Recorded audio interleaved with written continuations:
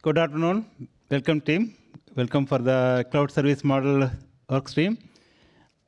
After this future technology work group, we will be transitioning to hardware management as a work stream there. So this is our the last FTI-based work stream here. That's why they discuss Right. the way out. Right. So we have two presentations and a panel followed by this. So please enjoy. And please interact. I think that's what we are really looking for. Thank you. Hello, everybody. I'm George Kola from Google, and this is Anil from Meta. So we're going to be talking about like demystifying in-band and out-of-band methods for hyperscale fleet management. So there have been a lot of questions about whether we should use in-band or out-of-band or what do hyperscalers use. And so we're going to talk a little bit about that. So this is the agenda for the talk. First, we're going to talk about hyperscale like fleet deployment models, and that actually affects like the management scope. And then we talk about hardware management scope, and then we'll talk about both in-band and out-of-band management methods. And then we're going to bring two experts onto the stage, one from Google, one from Meta, to talk about what they do in their data centers. And finally, we'll open up for question and answers. Here is a figure which shows the hyperscale fleet deployment models. On the left, we start with what we call as bare metal, where the hyperscaler basically owns the hardware and the firmware that runs on the hardware. Above that, everything is controlled by the customer. They may choose to run a hypervisor. They may run an operating system and application software on that. And finally, they may expose services on top of the operating system, right? And typically, like Google Cloud, like Amazon, Azure, all of them provide this. The next step is basically infrastructure. That's actually more common. So where the hyperscaler provides both the hardware, firmware, and also hypervisor. So the customer runs a virtualized operating system on top of the hypervisor. And then there are applications on the virtualized operating system. And then there is end user services that actually run on top of it. And finally, on the right, you see is a full application model where the hyperscaler like runs everything, right, except the services. So they run the hardware, firmware, hypervisor, it's optional. They can choose to or not choose to, and then it's some operating system, and then application, and finally there is like services on top of it, right? Typically, like teams in a big company would actually operate the services. An example of this is like Meta, Instagram, WhatsApp, YouTube, Gmail, like Office 365. It's basically it's the services that run on top, and that's actually exposed. So what you see is that the hyperscaler ownership varies based on the deployment model. And so this implies that the hardware management method also varies. And in-band versus out-of-band changes depending on the fleet deployment models. So for example, if you're running in a pure bare metal, you'll have to go with out-of-band. And here is the hardware management scope. So hardware management encompasses like system monitoring. For example, you may want to monitor for the versions of firmware that run in the system, like the PCI devices that are plugged into a system. That actually gives you inventory. And then there is like sensors, and then you may also have telemetry coming from it. And on the right is basically the hardware fault management. For example, you may have like different errors that happen, and you want like handling for that. And finally, there is also system configuration, right? You want to like qualify like certain versions of software in the system, like certain firmwares, and you also want to manage those firmwares by doing upgrades, downgrades, and also like blacklisting certain like compromised firmwares, right? And finally, jumping in, this is what we talk about both in-band and out-of-band method. This shows like a typical like a single host, like single system. On the whole, basically like a IMA stands for in-band management agent. So in-band is that the monitoring agent runs on the host CPU. Then it's called in-band. If it runs on a secondary CPU, for example, in this case, it's a PMC. That's the most common out-of-band. It's called out-of-band. Basically, it doesn't run on the host CPU, right? So what you see here is a host system, and then there is like a management functionality provided by the IMA. And then the data that IMA provides is actually exposed to the hyperscale management infrastructure. That's basically the Hyperscale Cloud, where the data from the IMA is actually passed to. And on the other side is a BMC. The BMC has some hardware path to the different devices, and then it also provides monitoring. And there could be like a direct path from the BMC to the hyperscale management infrastructure, and that is a totally out-of-band path.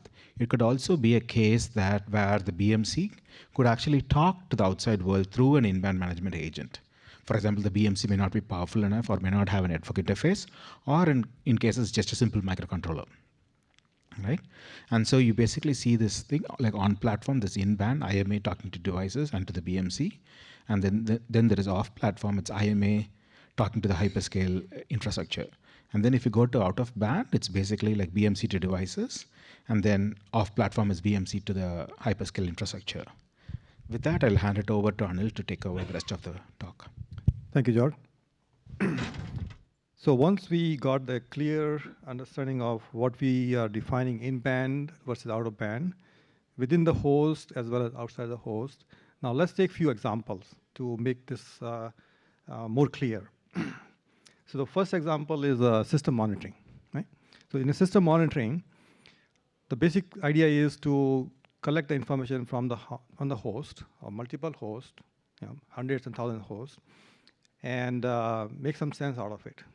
So, and there's a different level of aggregation that we need to do with the data, right? So, data is collected either through in-band or out-of-band. Again, the decision between in-band versus out-of-band is there's multiple variables. And one of the important aspect is something that George talked about is a deployment model. Are we doing bare metal? In that case, we don't have any choice. We have to use out-of-band, right? But if you're using all the way to the right-hand side, like application, now we have a lot of choices. We could either use out-of-band, in-band, or maybe a combination of the two. And we'll just talk about that also in the next few slides. And once the data is collected and aggregated at different levels, depending upon the type of data we're collecting, then next thing is to store it. So all the big data storage type of models are used. Now, once we have aggregated and stored, what action can we take? So any kind of auto remediation that is possible based on the information we collected. Let's say, for example, we are monitoring the firmware versions. Okay. Now, constantly, periodically, we keep monitoring a firmware version for every machine, and we find that hey, some machines have a firmware version which is not the right version that's supposed to be. Maybe somebody did something and then changed the firmware. Maybe some security threat, some sort of threat kind of thing might be happening. So in that case, our action would be, okay, go take the machine down, reset the machine basically, and again upgrade the firmware to the right version. So auto remediation, this is all can be done through auto remediation. So that's one action can be taken here. So monitoring and action both is possible, and that's something in the hyperscaler environment we try to do that. Now let's take the second example, fault management. Now, fault management is a little bit more tricky, and let me kind of dive a little bit more deeper. When it comes to the out-of-band, the concept is very similar that we just saw. The error information is BMC monitors that. Either the hardware will report to BMC or BMC will do pull. And then the error data will be collected from BMC and fed into the cloud. So that's out-of-band method. Now, in-band method is now a little more involved. In the case of in-band, we introduce a second concept, which is called in-band firmware first versus in-band OS first, depending upon the type of failure information that we are collecting. In some cases, let's say, for example, correctable errors. If you use the firmware first, there is some penalty. I don't know how many of you have heard about SMI? Anyone? Right. So, so the firmware generally, one of the way to do firmware first here is to use SMM. And there is challenges in using SMM. But at the same time, there's a benefits also. For example, if there's an uncorrected error. Now, if there is uncorrected error, in that case, most likely machine may get maybe kernel panic, okay, or fail. So in that case, we can't even rely on the OS, in-band agent. So in that case, maybe it's better for us to just use firmware first, get the data out, and then let the kernel panic and kill the machine. Okay? So in some cases, actually, firmware first does make sense. So that's where the trade-off, and depending upon the fault type, we have to make the right choice, whether we use in-band, and even within in-band, OS first versus firmware first. Yeah. Some cases, like for example, there is a catastrophic fault. If there's a catastrophic fault, in that case, even the any kind of in-band method, like either OS-based or firmware-based, may not work. We don't have a choice but to use BMC out of band, right? So that's where we have to make the decision, make a call. So based on the error types and the deployment model, the choices varies.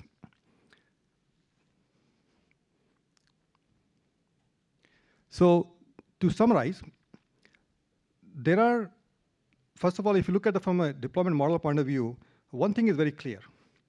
Bare metal in-band is just not feasible. It's not very attractive. And out-of-band methods are highly desirable. So anyone who is looking at for bare metal kind of solutions, out-of-band method is the most probable right approach. And when it comes to the infrastructure application type of deployment, now the options are a lot. And how do you pick the one? That's where the complexity comes. So if it is application or infrastructure, there are some trade-offs that can be made and can be used with out-of-band, in-band, either in-band using OS first or firmware first. So all three possibilities are there. And that, of course, brings the challenges also, right? Because there's no single method that can be used or should be used, could be used. In fact, in our case, in Meta, we typically use a hybrid approach. Depending upon the fault types, we either use in-band method and in some cases out-of-band also. Now, when it comes to out-of-band hardware fault management requirements, so there is quite a bit of work going on within OCP, hardware fault management sub-project. And we recently, in fact, made a contribution. We're welcome to take a look at that. So that is being handled and done, a lot of discussion going on and the requirements through the OCP hardware fault management sub-project. For in-band hardware management requirements, this is currently driven through CSM, this work stream that this presentation and a few other after this are part of the CSM work stream. And of course, we are going to roll up all the CSM work streams into hardware management as well in the future. So we'll work on in-band hardware management in more detail, and eventually the goal is to publish a requirement. Either we publish a separate requirement or just roll it up into the 2.0 version of the existing requirements. Okay, so now with that, you may be wondering, how does Google infrastructure uses, or what kind of method they use, and what methods Meta use? So what we thought was that rather than we just talking and all that, we just invite the experts and let them talk about what are the thought process of selecting in-band versus out-of-band. So I want to invite Drew Walton from Google. He's an industry veteran, and Panos from Meta. Panos has lots of experience in developing the cloud infrastructure, fleet-level telemetry, modeling, and reporting, and then managing various kind of fleet data. So let's actually, why don't I open up the questions on the slide itself so that you all can also see that. And why don't I start with, okay, who want to start first? Okay, so hi, I'm Drew Walton from, can you all hear me?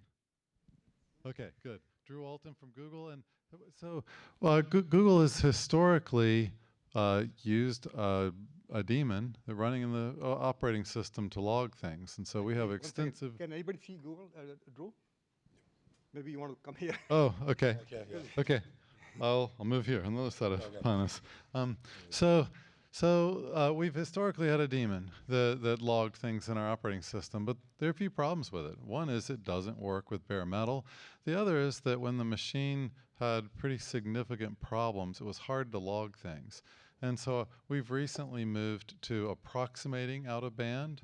The problem that we have today is that out-of-band isn't quite ready for dealing with all of the race conditions. So we've been working extensively with silicon vendors and other partners in the industry to put hooks in that will enable us to log things out of band without relying on SMI, because we believe that system management mode is a performance problem and a security problem.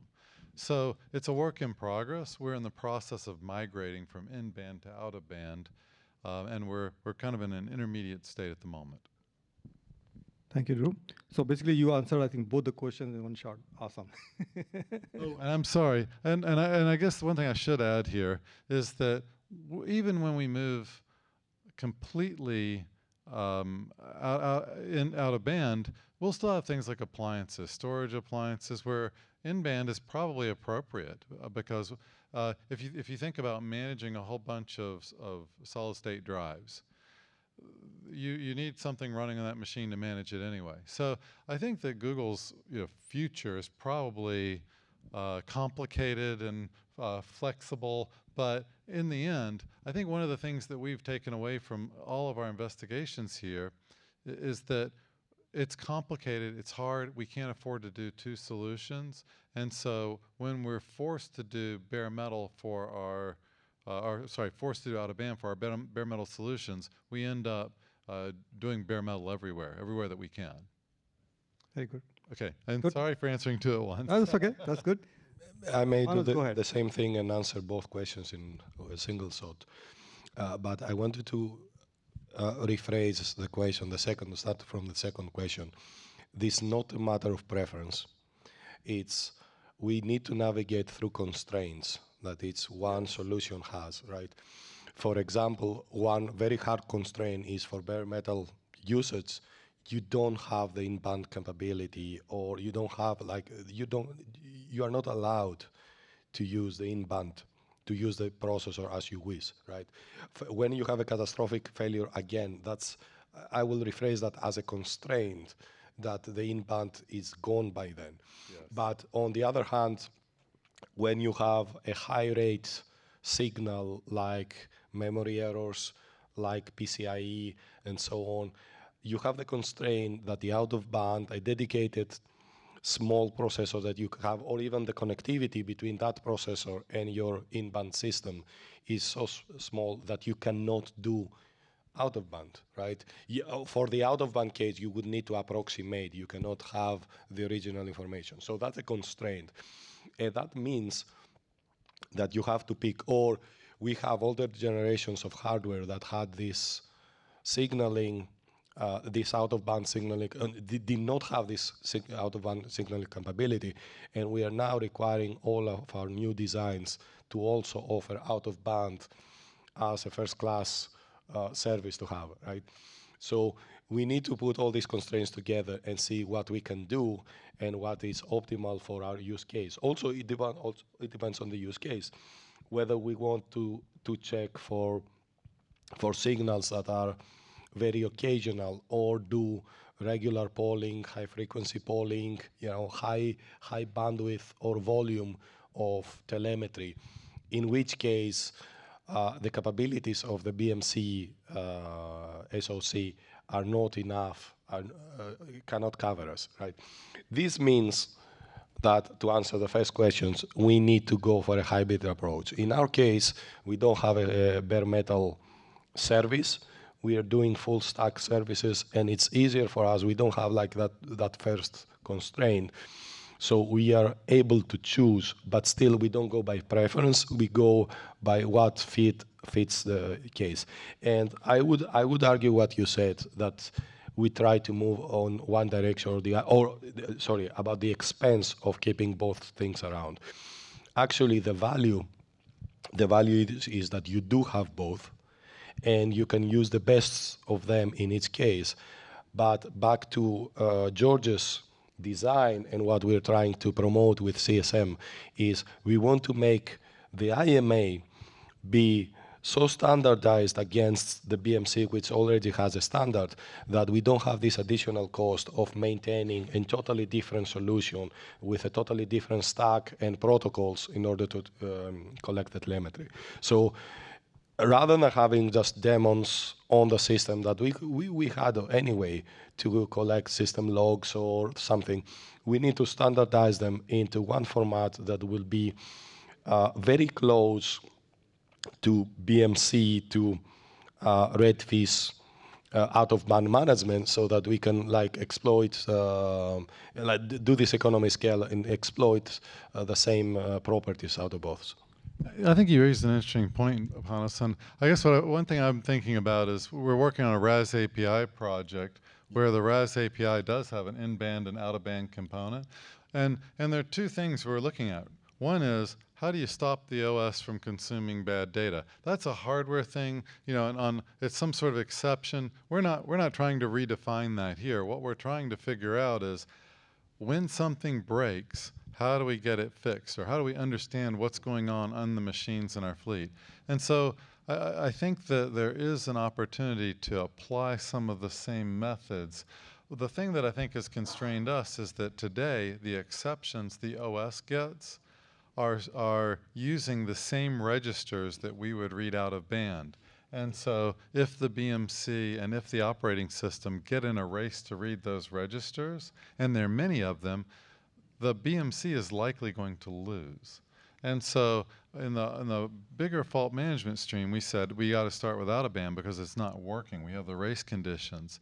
But I think that you're raising a really good point that you know, if we get the RAS API working, as we get CSM figured out, we'll have these standards and we'll have some flexibility, hopefully without big investments.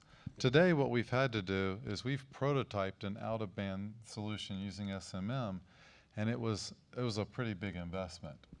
We needed it, and we want to go away from it as we sort these things out with you all. Well, I guess the engineering challenge is to solve this problem and make both systems work to the best of the ability and the value, rather than them conflicting or racing against each other, and that to be able to achieve it with efficiency and economy of resources in that sense, rather than saying we don't have enough bandwidth or resources to go for the second method and just stick with one and the rest drops on the floor.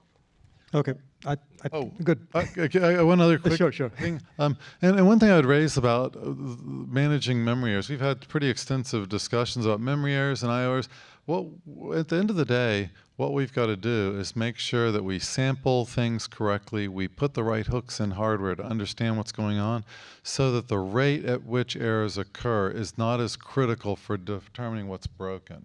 And so I think as we sort that out, that will also ease the discussion about what works best out of band and works best in band. It may just be a choice driven by your use case and less about what works better. Yep, that makes sense. So good. I think in the interest of time, so thank you very much, both Drew and Panos. You can stay here because there may be some more questions from audience. So let's try to wrap it up. Call to action. So engage with the OCP cloud service model work stream, which is going to be now rolled into the hardware management. And then hardware fault management sub-project.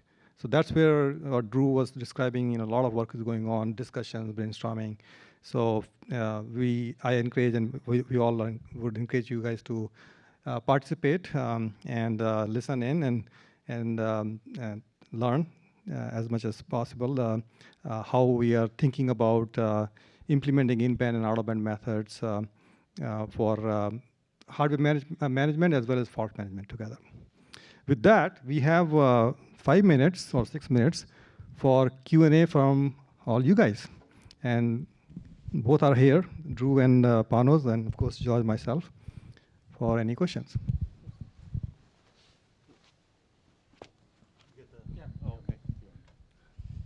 I mostly work with SSDs. I'm just curious how much both SATA and NVMe can come in the U.2 form factor, and that has a spigot for talking these protocols. Do you guys do that much? Yes, I could go first. It depends on the generation of hardware we're using. Some of them, I don't have concrete data now on the back of my head, but I know that we have had a lot of drives that do not offer this capability. Some newer ones depend on the platform as well, whether we have connectivity to these signals or not, which means that in all these cases that the hardware capability is not there, we have to do that in-band, right?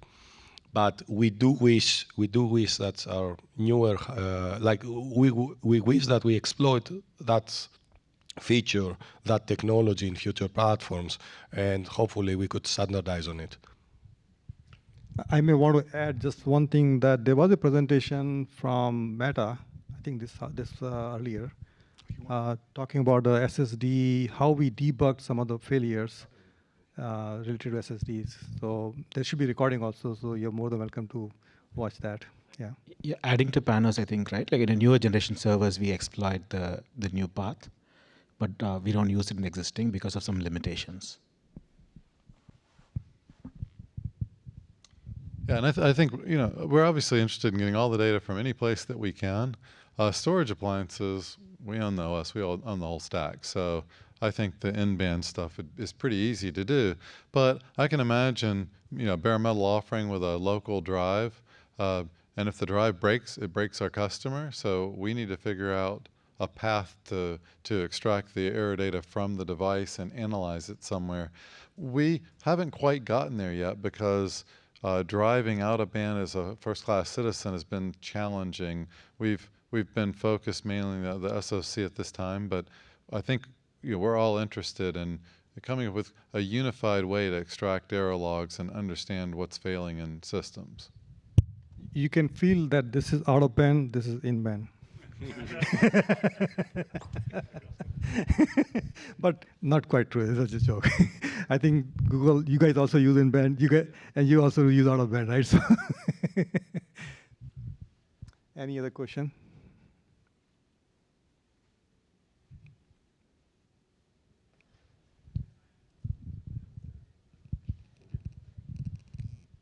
Okay. Brief person. I'll ask one since nobody else is. How do you guys use in-band or out-of-band logging for remediation? I think that was brought up a little earlier on auto remediation. But how do you know that you've made the right choice? Pano, you want to go? Yes, this is a very interesting and hard question about the right choice. And one of the problems is also timing. So you may know that some signals will come out of band and some other signals come in band. And the ideal solution is to consult them both. But I want to add on top of that the ideal solution is that you only start your remediation at the point that you have enough information, which is something you never know in advance. So signals will start coming. The race problem is more important than saying that in band or out of band or combination of them may happen. Once you have all the signals, let's say 1 hour later than the event, you're free to decide and use them and build the logic, and actually we will have the other panel later, build the logic that will take the best decision. But the problem is, how soon can you start and put a point in your diagnosis and say that's what it is before more signals will arrive, right? In a catastrophic event, you have a hard event beyond which there is very little signal to collect, or even the method, the telemetry technology and tooling stack by which you collect the signal will never be synchronous, will not be absolutely synchronous. So you need to know that your collection has stopped before you're doing that. That's a harder problem to solve than just saying that I have in-band or an out-band, or I need to pick between those two. And I guess looking at it from just like a fleet management perspective, we worked hard to GA Intel Sapphire Rapids platform in our cloud, and when we did, we ended up relying on autonomous crash dump in our out-of-band fault management solution to debug some problems that hit us at the last minute. And that proved to me that it worked. We had the problem, we had an analysis, we realized what the problem was, we solved it overnight. The next morning, Intel had an answer for us, and we went general availability. And so it increased the velocity of what we're doing. So that's one measure to me. I think the other is, and we've done the same thing with AMD. So I'm bragging about Intel here, but AMD has given us analyzers, and we have found things, and we're working with other processor vendors to do the same. The other thing that we do is we have a dashboard that says, here's a case where a machine stopped talking to us. And it doesn't really care what the fault was. All it says is that our fleet monitoring system that assigns work to machines stopped hearing from someone for some reason. And it could be that the top of rack switch went away. It could be that the machine lost power. It could be that there was an uncorrected memory error that crashed the machine. That dashboard doesn't care. It just cares that we couldn't talk.